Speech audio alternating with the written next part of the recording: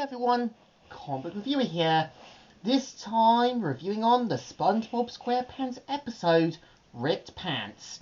Now as you know, Ripped Pants was an episode from season 1 and was meant to be the second part of episode 2, which aired in America in July 1999, as well as January in the UK in 2000. And I think we all know what the episode Ripped Pants was, where SpongeBob makes a complete fool of himself, rips his pants, and sees it as a golden opportunity to become a comedian. And the premise of the episode is meant to follow how, SpongeBob and Sandy are spending time at Goo Lagoon. We kind of see how Larry basically comes to ask if they want to lift weights.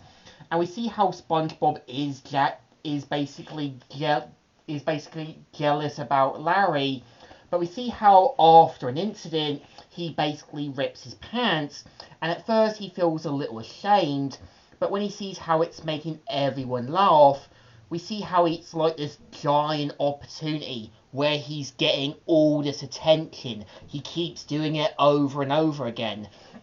And we do see how people around him slowly start to get annoyed, fed up, as well as starting to kind of get tired of the same joke. But after an incident pretending to drown to get back his fame is where he ends up going too far and has to learn the hard way of the consequences of keep doing the same thing over. Don't do this right is foreshadowing what can happen when you become instantly famous, well-known, recognised, as well as starting to kind of slowly lose your way.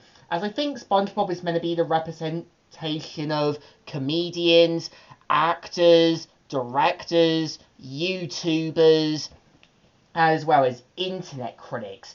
At first, he starts to get well-known and recognised.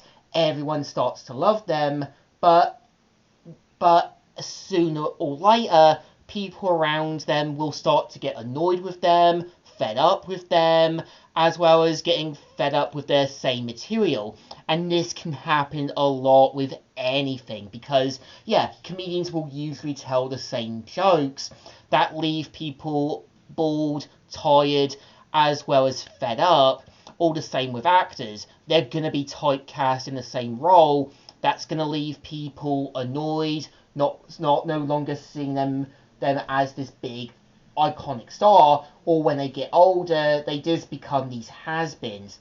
All the same with directors. They get well known at first, but when they keep doing bad movies is where they will lose their respect.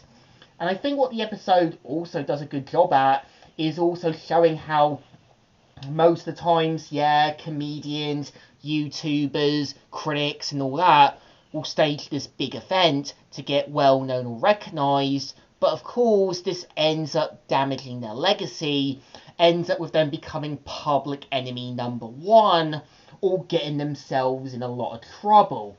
Because, I think there are people like SpongeBob who will stage this big event, or do this one big awesome thing, thinking this will get back their fame, only to backfire horribly.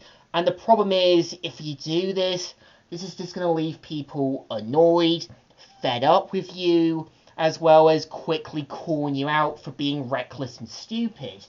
And we do kind of see how SpongeBob still tries to get back his fame and tries to do another pants joke, only no one paying attention to him. And this can happen with people who are now become blacklisted, no longer seen in the public eye, and at the same time are quickly hated and despised.